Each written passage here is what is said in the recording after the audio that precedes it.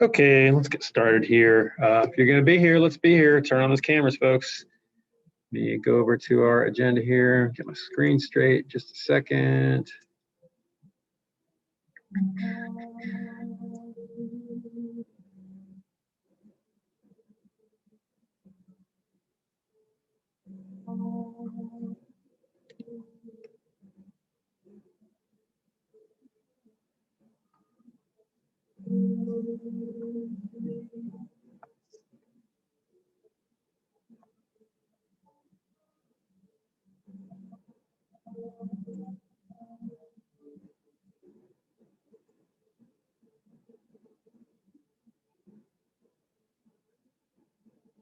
All right, here we go.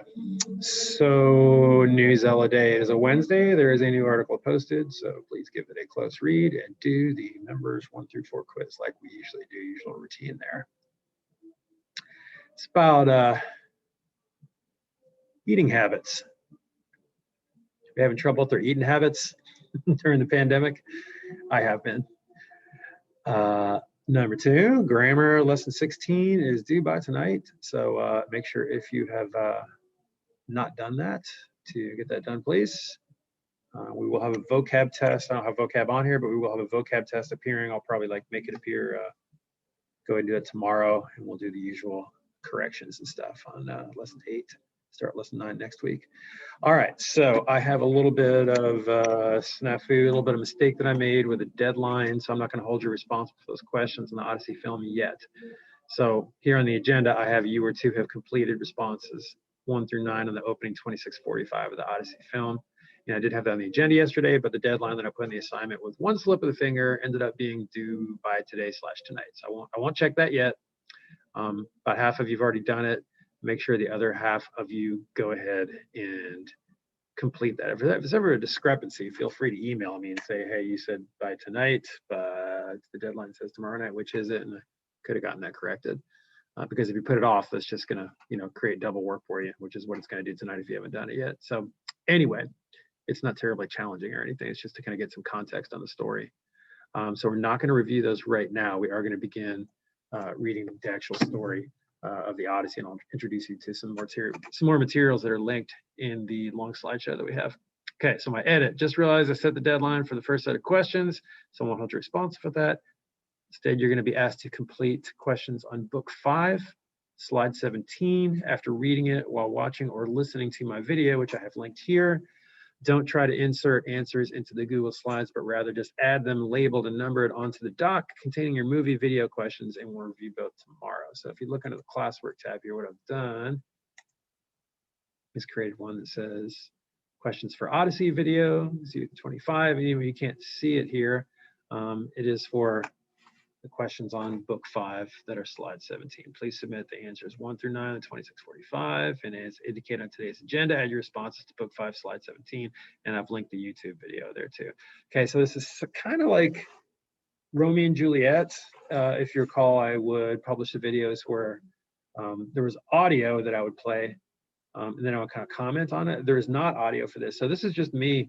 It's like we're in class, and I'm kind of reading it, and I'm talking about it as I go along. I would highly suggest using it rather than try to read it on your own. If you do it a couple times and you feel like you could do okay without me kind of interspersing comments in there, just make sure that you read, all the side notes in this material. And let's kind of go over to that now, and I'll show you what we've got in there. Let's see here. Let me come off my screen share and set up a different one. Make sure I get that right.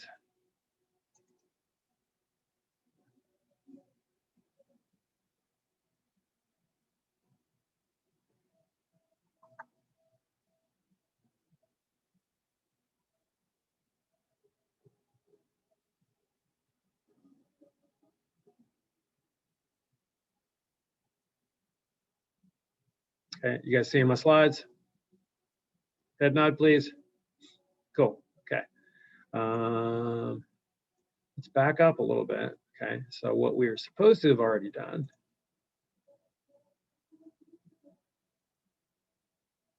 is watch this. All right. and then do these questions on your own Google Doc, turn it on that post. Okay, some of you done that, some haven't. Is actually a minority. I was just seeing the number of people who turned that in. And then we took a look at this yesterday, right? Kind of talking about, and just to kind of review a little bit, this shows the duration of the different parts of the timeline of the Odyssey. It shows the actual order of events chronologically, how they would have happened if it really happened, right? But then it has Homer's order, right? And you follow these numbers here, okay? So when we start, we're at the end of his stay with this sorceress, temptress named Calypso. And when he leaves from there, these other things happen, right? But if you notice, 1 through 8, it pops back, right, to him leaving the end of the Trojan War. And most of his adventures are through here. Most of what we'll read is kind of through there, okay? Then it switches over from book 12 over to 13 when he actually gets home and what he's got to take care of there.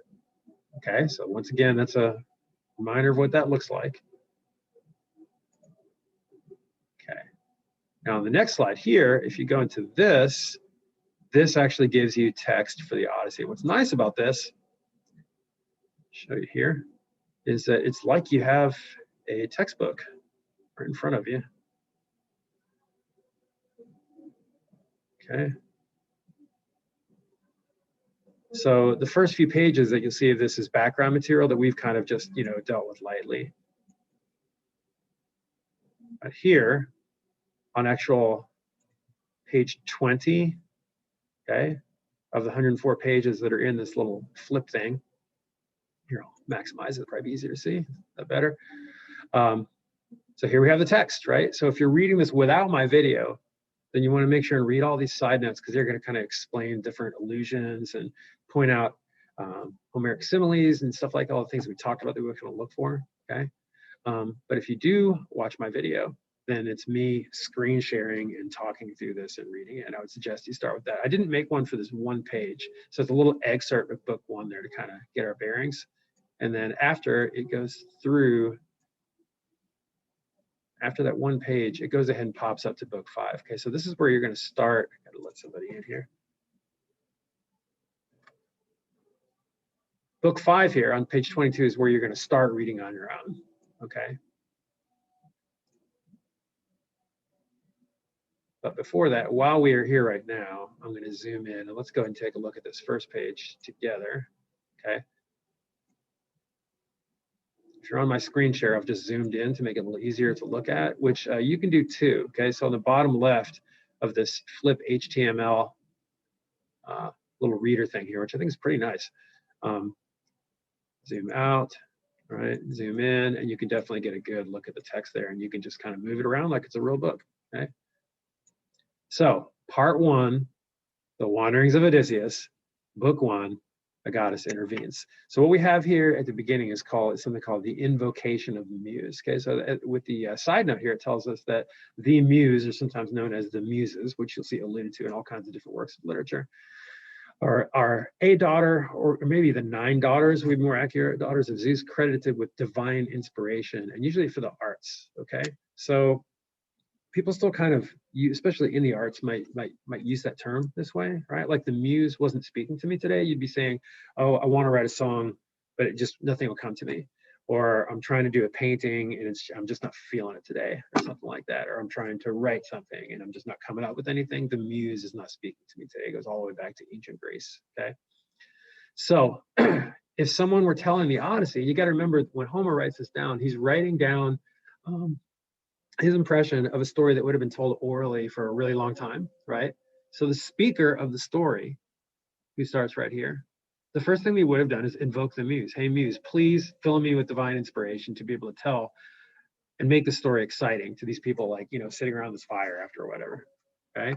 So he says, sing in me, muse, and through me, tell me the story of that man skilled in all ways of contending, the wanderer, harried for years on end after he plundered the stronghold on the proud height of Troy. So all the people that the storyteller would be telling it to would be immediately like, oh yeah, that's Odysseus. Everybody knows about Odysseus. He is the man skilled in all ways of contending. That right there is an example of an epithet, right? Okay, we know that's Odysseus, but it doesn't tell us. Instead, it substitutes that man skilled in all ways of contending. It's the first way that Odysseus is described without even saying his name. Okay, everybody knows the story about Odysseus trying to get home after the Trojan War, but he was harried, that means tormented or harassed, according to our side note there, for years on end after he plundered the stronghold of the proud Etrome. We've been over that, shows up the video and everything. Okay, so moving on from there, he says, he saw the townlands and weathered many bitter nights and days in his deep heart at sea, while he fought only to save his life, to bring his shipmates home. But not by will nor valor could he save them, for in their recklessness destroyed them all. Kind of like Romeo and Juliet at the beginning, the storyteller goes ahead and tells us, because the people who are hearing the story would already know they're not going to make it. Odysseus' shipmates are not going to make it, and their own recklessness destroyed them all, right? Children and fools they killed and feasted on the cattle of Lord Helios, the sun, and he who moves all day through heaven took from their eyes the dawn of their return. So maybe that's the last thing that happens that we'll eventually get to when the story kind of circles back in on itself. They made these own mistakes, didn't listen to the gods, and it's got a reference to the event occurring later in the poem, an event that causes the death of Odysseus' entire crew. Of these adventures, Muse, daughter of Zeus, tell us in our time, lift the great song again. Please help me tell this great story. Now, as I mentioned in the video, my YouTube video, when you see these italicized parts, that is paraphrasing the original text, okay? So we're not reading the whole Odyssey. That is the length of a novel, and it's a little bit too difficult and complex for us to be able to pull off with the time we have. No English classes really usually do that. We look at selected parts, and the book kind of fills us in with these italicized, paraphrased gap fillers, okay? So what does that tell us here? Well, the story of Odysseus begins with the goddess Athena's appealing to Zeus to help Odysseus, who's been wandering for 10 years on the seas. Okay, so we're picking up toward the end of all his wanderings after the Trojan War, when he's been trapped with and staying with Calypso, okay, to find his way home to his family in Ithaca.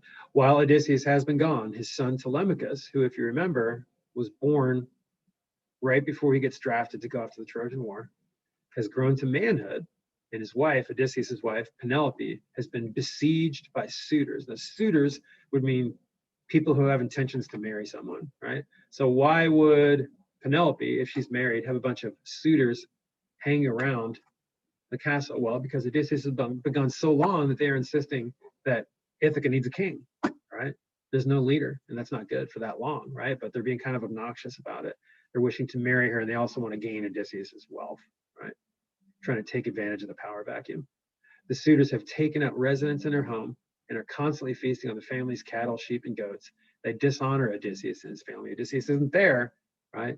But they have the excuse of Ithaca needing a leader, but they're really just taking advantage of the situation and being kind of greedy slobs, right? Taking Athena's advice, Telemachus, in the meantime, from Ithaca, travels to Pylos for word of his father. In other words, he wants to go find some of the guys who went to Troy and get them to tell him once and for all what happened to my dad. You know, where is he? Do you have any idea? We've been waiting for like 2 decades, right? Meanwhile, in Ithaca, the evil suitors plot, when he's gone, they plot to kill Telemachus when he returns. Why would the suitors plot to kill Telemachus? How would he, at his age, possibly thwart their plans? Anybody speak up and infer an answer to that? Because he could become the king.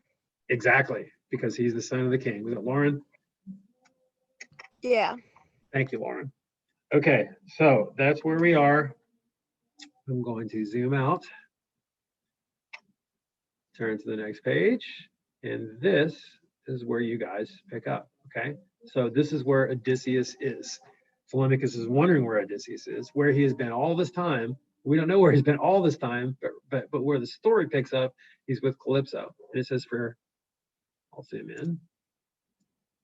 For 7 of the 10 years Odysseus has spent wandering the Mediterranean Sea, he has been held captive by the goddess Calypso on her island. And as book 5 begins, Zeus sends the god Hermes to tell Calypso to release Odysseus, but she's only to help him build a raft. He has to sail for 20 days before landing on the island of Sharia, where he will be helped in his effort to return home.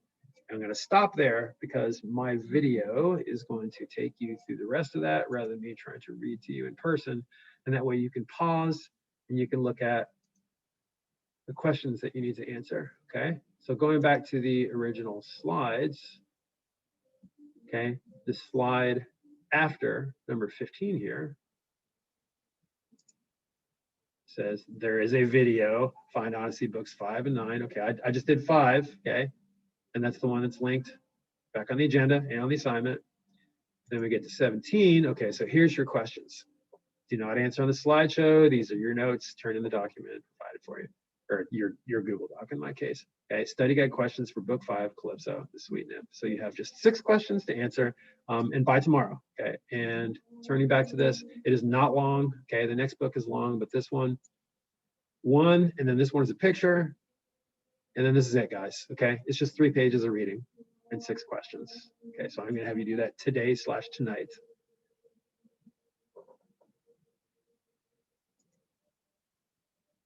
And you're just going to add those on to this, right? Where you've either already done the video questions or where you need to do them first.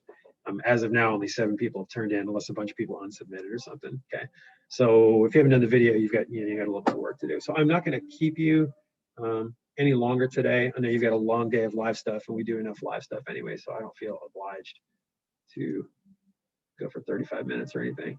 Does anybody have questions about any of that? I know starting the Odyssey is always confusing. I understand it all because I know the time sequence and I explain it. I think I'm clear, but soon I'll discover that some people don't understand what's going on and they're panicking. So does anybody have any burning questions before I let you go? You sure? Okay. Get in touch if you need anything. Otherwise, thank you for being here, and I'll see you tomorrow. We'll go live tomorrow.